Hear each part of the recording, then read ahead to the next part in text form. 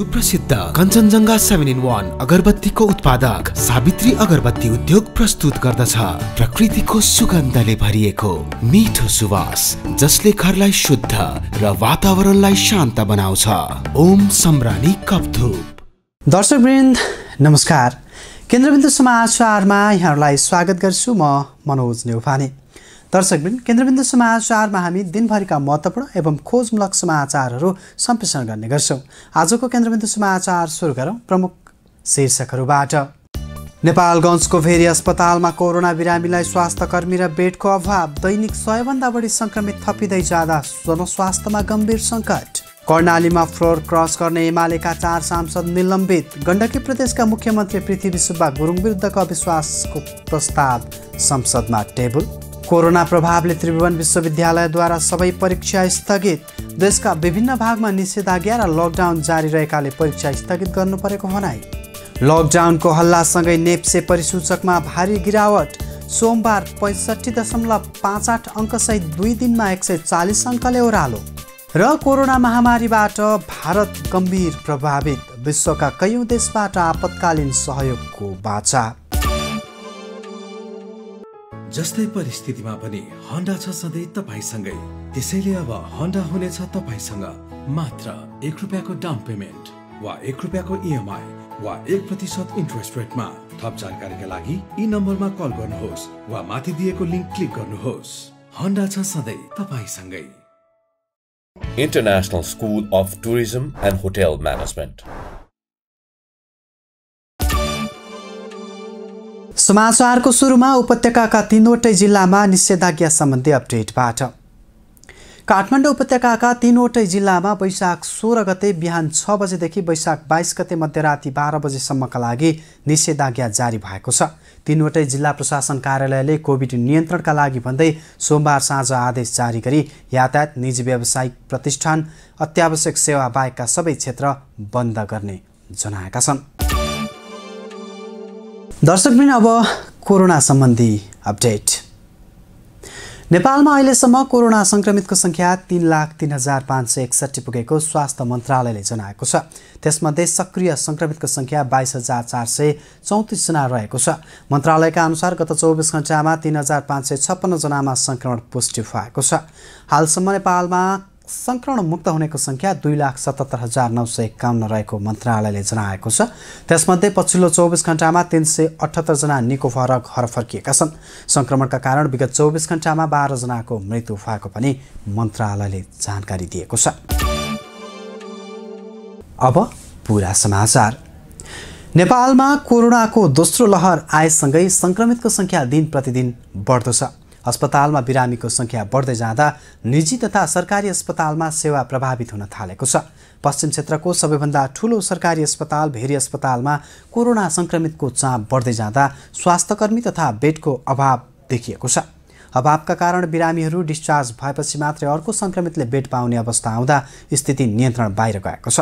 उपत्यकासहित बढी संक्रमित भेटिएका जिल्लाका निजी अस्पतालमा पनि समस्या देखिन थालेको छ। हेरौँ यसै सम्बन्धमा तयार एक रिपोर्ट। पश्चिम क्षेत्रको सबैभन्दा ठूलो सरकारी अस्पताल भेरी अस्पतालमा कोरोना संक्रमितको उपचारका लागि स्वास्थ्यकर्मीहरूको अभाव भएको छ, जसको कारण संक्रमितहरू उपचारबाट वञ्चित भएका छन्। गत वर्ष सरकारले केन्द्रबाटै चिकित्सक पठाएर केही सहयोग गरेको भए पनि यसपटक चिकित्सक अभावमा अवस्था भयावह भइरहेको छ। दाङ तुलसीपुरका सन्तोष वलीको पीडाले पनि कोरोना संक्रमितको उपचारमा देखा परेको समस्या पुष्टि गरेको छ। 12 दिनदेखि संक्रमित वली भेरी अस्पताल आसपासमा उपचारका लागि दौडधुप गर्दै आएका छन्। आफूसँगै संक्रमित श्रीमतीको उपचारका लागि उनको दौडधुप बढेको हो। अस्पताल बसाई उनका लागि निकै कष्टकर बनेको र केही दिन अघि मात्रै उनले कोरोना संक्रमणकै कारण छोरी गुमाए। दाङमा स्टाफ नर्सको रूपमा कार्यरत उनकी छोरी संक्रमित भएकी थिइन्। उपचारकै क्रममा उनको मृत्यु भयो। त्यस्तो पीडाबीच अस्पतालमा राम्रो उपचार गराउन नसक्दा वली झनै मार्माहित भएका छन्। बोलायो स्टेफलाई सहयोग गर्न 12 दिनदेखि म डे नाइट ड्युटी गरिरहेको छु बिरामीको लागि। तर एउटा के छ भने यहाँ अलिकति हजुरले के भन्नु भने नाइट ड्युटीको कर्मचारीहरू जम्मा 5 जना मात्रै छ, त्यो बढाउन मिल्दैन। जस्तो एउटा पाइपलाइन फुस्किन्छ त्यहाँ पुग्दा पुग्दै बिरामीको ज्यान जान्छ अनि त्यो पनि केयरलेस भइरहेछ। अनि प्लस के छ भनेपछि हजुरको स्टाफ नर्सहरू त नाइट ड्युटीलाई एकदम कम छ, दिउँसो त खासै मनोबल बढ्या हुन्छ बिरामीको। दाङकाभली एक प्रतिनिधि पात्र मात्रै हुन्। भेरी अस्पतालमा त्यसै गरी कोरोना सङ्क्रमित भई छटपटाइरहेका बिरामी प्रशस्तै भेटिन्छन्। भेरी अस्पतालको कोरोना बेड भरिएपछि स्थिति नियन्त्रण बाहिर गएको छ। कोभिडको लागि छुट्याएको 142 बेड भरिए पनि सङ्क्रमित अस्पताल भर्नाका लागि आउने क्रम जारी छ। त्यस्तो अवस्थामा बिरामीलाई भर्ना गर्न नसकेर मुख दर्शक भएर बस्नुको विकल्प नभएको चिकित्सकहरू बताउँछन्। आइसोलेसनको अभावका कारण सङ्क्रमितहरू उपचार पाउनबाट वञ्चित छन्। अस्पतालमा जटिल अवस्थाका बिरामीहरू थपिने क्रम बढ्दो छ। भर्ना भएका बिरामीहरू डिस्चार्ज भएपछि मात्रै अर्को सङ्क्रमितलाई बेड पाउने अवस्था रहेको भेरी अस्पतालका फिजिसियन डाक्टर सङ्केत रिसाल बताउँछन्। भेरी अस्पतालको हकमा साँच्चीकै बेड अभाव अब भइसक्यो। हामी कहाँ 10 जना अक्सिजनमा भएको बिरामी हेर्ने जनशक्ति हामीहरू हौँ, तर आज 140 जना कोभिडका पेसेन्टहरूमा 8 जना पनि होइन 8 जना भेन्टिलेटरमा छ र तपाईँको चाहिँ लगभग ती बाहेकका तपाईँको मोर देन 60% पेसेन्ट चाहिँ अक्सिजनमा छन्। बाँकेमा हालसम्म 1266 सक्रिय सङ्क्रमित छन्। अस्पतालमा भर्ना भएका बाहेक केहीलाई राजा विमानस्थल नजिकैको व्हाइट हाउस आइसोलेसन सेन्टरमा राखिएको छ भने केही होम आइसोलेसनमा छन्।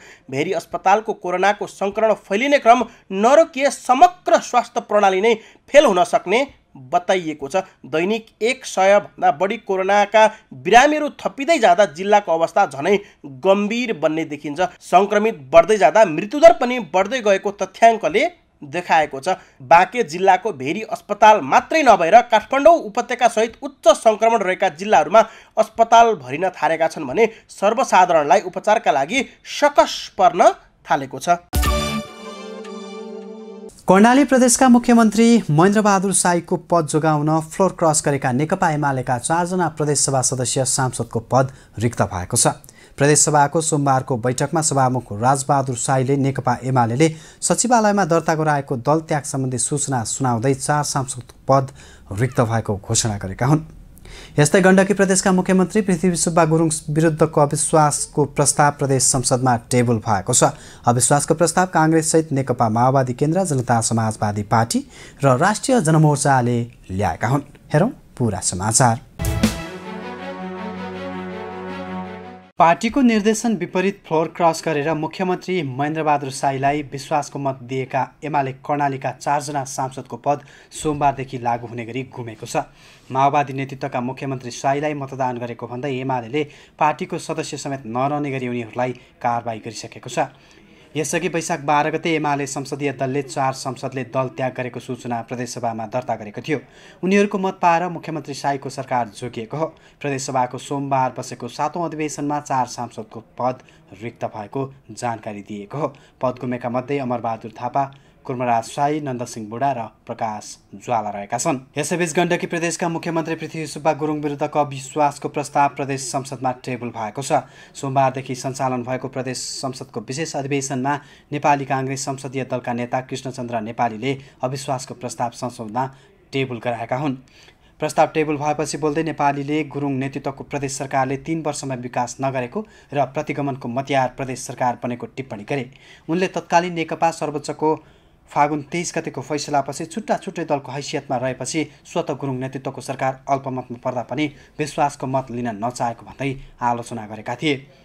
एमाले सांसद रोशन गाहा मगरले भने प्रदेश सरकारको बचाउ गरेका छन्। उनले जनताको समृद्धि गर्न नचाहनेले सत्ता लोलुपका कारण मुख्यमन्त्री विरुद्ध अविश्वासको प्रस्ताव ल्याएको आरोप लगाए। बैठकमा माओवादी केन्द्रका सांसद दीपक कोइरालाले सत्ताका लागि मात्रै अविश्वासको प्रस्ताव नल्याइएको दाबी गरे। उनले मुख्यमन्त्री गुरुङले प्रदेश सांसदको हिउँदे अधिवेशन हठात अन्त्य गरेर 7 दिन भए पनि सरकारको आयु लम्ब्याएको भन्दै कटाक्ष गरेका थिए। एमाले सांसद धनञ्जय दवाडीले 4 दलको मोर्चा धेरै नटिक्ने जिकिर गरेका छन्। अविश्वासको प्रस्ताव काङ्ग्रेससहित नेकपा माओवादी केन्द्र, जनता समाजवादी पार्टी र राष्ट्रिय जनमोर्चाले ल्याएका हुन्। यसअघि वैशाख 2 गते उक्त अविश्वासको प्रस्ताव प्रदेश संसद सचिवालयमा दर्ता भएको थियो। आफू विरुद्ध अविश्वासको प्रस्ताव आउने थाहा पाएपछि मुख्यमन्त्री गुरुङले संसदको हिउँदे अधिवेशन वैशाख 1 गते मध्यरातमा अन्त्य गरेका थिए। संसदको अधिवेशन अन्त्य भए पनि संसद सचिवालयमा दर्ता गर्न सकिने र त्यसपछि प्रदेश प्रमुखले विशेष अधिवेशन बोलाउन सक्ने प्रावधान रहेअनुसार प्रदेश प्रमुख अमिक शेरचनले अधिवेशन आह्वान गरेका हुन्। प्रदेश सचिव हरिराज पोखरेलले मङ्गलबार पनि अविश्वासको प्रस्तावमाथि सांसदहरूले धारणा राख्ने कार्यसूची रहेको बताएका छन्। बुधबार भने मतदान हुने पनि उनले जानकारी दिए। त्रिभुवन विश्वविद्यालयले पूर्वनिर्धारित स्नातक तथा स्नाकोत्तर तहका सबै परीक्षाहरू स्थगित गरेको छ। सोमबार बसेको त्रिवी केन्द्रीय परीक्षा सञ्चालक समितिको बैठकले कोरोना भाइरसको दोस्रो लहर सुरु भएसँगै परीक्षा सञ्चालन गर्न कठिनाइ भएको जनाउँदै सबै परीक्षा स्थगित गर्ने निर्णय गरेको हो। यो सँगै त्रिवीका जारी परीक्षा तथा अब हुने तयारीमा रहेका सबै परीक्षा स्थगित भएका छन्। हेरौँ पुरा समाचार। कोभिड-19 को दोस्रो लहर अनियन्त्रित बन्दै गएपछि त्रिभुवन विश्वविद्यालयले आङ्गिक तथा सम्बन्धन प्राप्त कलेजहरूको स्नातक तथा स्नातकोत्तर तहको वार्षिक तथा सेमेस्टर प्रणालीका परीक्षा अनिश्चितकालका लागि स्थगित गरेको छ। त्रिभुवन विश्वविद्यालय केन्द्रीय परीक्षा सञ्चालक समितिको सोमबार बसेको बैठकले 2078 साल वैशाख 14 देखि अर्को सूचना जारी नहुन्जेलसम्मका लागि परीक्षा स्थगित गर्ने निर्णय गरेको हो। यो सूचनासँगै त्रिवीका जारी अब हुने परीक्षा स्थगित भएका छन्। कोभिड-19 का कारण देशका विभिन्न भागमा निषेधाज्ञा र लकडाउन जारी रहेकाले परीक्षा स्थगित गर्नुपरेको विश्वविद्यालयद्वारा जारी विज्ञप्तिमा उल्लेख छ। कोरोना नयाँ भेरिएन्टका कारण दिनहुँ हजारौं संक्रमित देखिएपछि यस्तो विषम परिस्थितिमा विश्वविद्यालयद्वारा पूर्वनिर्धारित परीक्षा स्थगित गरिएको विश्वविद्यालयको भनाइ छ। दोस्रो लहरको कोरोना संक्रमण फैलिँदै गएपछि आइतबार बसेको कोभिड-19 सङ्कट व्यवस्थापन केन्द्र CCMC को बैठकले सबै तहको परीक्षाहरू स्थगित गर्न मन्त्री परिषदलाई सिफारिस गरेको थियो। यस्तै विद्यालय तथा शिक्षालयहरूलाई भौतिक रूपमा उपस्थित नभई भर्चुअल र वैकल्पिक माध्यमबाट पठन पाठन जारी राख्न पनि निर्देशन दिएको छ। यसअघि नै निजी विद्यालयहरूको छात्र सङ्गठन प्याप्सनले विद्यालयको भौतिक पठन पाठन तथा सबै खाले परीक्षा स्थगित गरिसकेको छ। आइतबार 75 अङ्कले घटेको नेप्से आज सोमबार पुनः 65.58 अङ्कले घट्दै बन्द भएको छ। सोमबार 2.55% घट्दै नेप्से 2506.62 बिन्दुमा रोकिएको हो। कारोबारको दोस्रो दिन आज 1,29,11,621 किताको कारोबारमा 6,59,09,28,202 रुपियाँ बराबरको कारोबार भएको छ। हेरौँ यसै विषयमा तयार एक रिपोर्ट।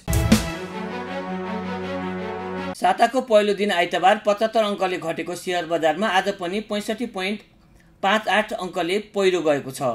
आइतबार र सोमबार दुई दिनमै शेयर बजार मापक नेप्से परिसूचकमा 140 अङ्कको गिरावट आएको हो। 65.58 अङ्कले घटेसँगै बजार 2506 अङ्कमा कायम भएको छ। आज परिसूचक मात्रै नभएर कारोबार रकम समेत घटेको नेप्सेले जनाएको छ। कोरोना भाइरसको दोस्रो लहरसँगै काठमाडौँ उपत्यकामा निषेधाज्ञा र लकडाउनको हल्लाले शेयर बजार ओह्रालो लागेको पुँजी बजार फोरम महासङ्घका सभापति अम्बिका प्रसाद पौडेलले बताए। उनका अनुसार पुँजी बजार घट्ने तथा बढ्ने नियमित प्रक्रिया भएकाले यसबाट कोही पनि आत्तिनु पर्दैन। पहिले पनि लकडाउन हुन्छ भनेपछि बजार 1100 सम्म आएको थियो, तर लकडाउन खुल्ने बित्तिकै 81 बजार बढिरहेको छ। अहिले छोटो समयमा पुँजी बजार जे जस्तो भए पनि राम्रो भएकाले डराउनु पर्ने स्थिति छैन। लकडाउन भए पनि शेयर बजार खुल्ला हुन्छ उनले भने। आज कारोबार रकममा पनि गिरावट आएको छ। आइतबार 7,28 करोड रुपियाँको शेयर किनबेच भएकोमा सोमबार 6,59 करोड मात्रै कारोबार भएको छ। आज सबै उपसमूहहरू राताम्य भएका छन्, जसमा बैंकिङ 40, व्यापार 127, होटल तथा पर्यटन 71, विकास बैंक 88, जलविद्युत 79, फाइनान्स 27, निर्जीवन बिमा 384, उत्पादन 95 र अन्य 54, त्यस्तै माइक्रो फाइनान्स 112, लगानी 2 र जीवन बिमा 359 अङ्कले घटेका छन्। तर आज दुई कम्पनीको मूल्य भने 10% बढेको छ। विशाल बजार कम्पनी र महिला लघु वित्तको मूल्य 10% बढेको हो। त्यस्तै सबैभन्दा बढी गुमाउनेमा रिलायन्स फाइनान्स, छ्याग्दी हाइड्रो पावर र सिन्धु विकास बैंकका लगानीकर्ता रहेका छन्। रिलायन्सको मूल्य 8% घटेको छ भने छ्याग्दी र सिन्धु विकासको 7% भन्दा धेरैले घटेको छ। कारोबारका आधारमा आज माथिल्लो तामाकोसी अग्रस्थानमा रह्यो। उक्त कम्पनीको 31 करोड रुपियाँ बराबरको कारोबार हुँदा मूल्य 5% घटेर प्रति किता 770 रुपियाँमा आएको छ। यस्तै नेपाल इन्फ्रास्ट्रक्चर बैङ्कको 25 करोड रुपियाँ बराबरको कारोबार हुँदा मूल्य 2.7%ले घटेर 526 रुपियाँ कायम भएको छ। समाचारको अन्त्यमा अब विदेशको प्रसङ्ग। कोरोना भाइरस महामारीका कारण गम्भीर रूपमा प्रभावित भारतलाई अमेरिका सहित कैयन देशहरूले आपतकालीन मेडिकल सहयोग गर्ने बताएका छन्।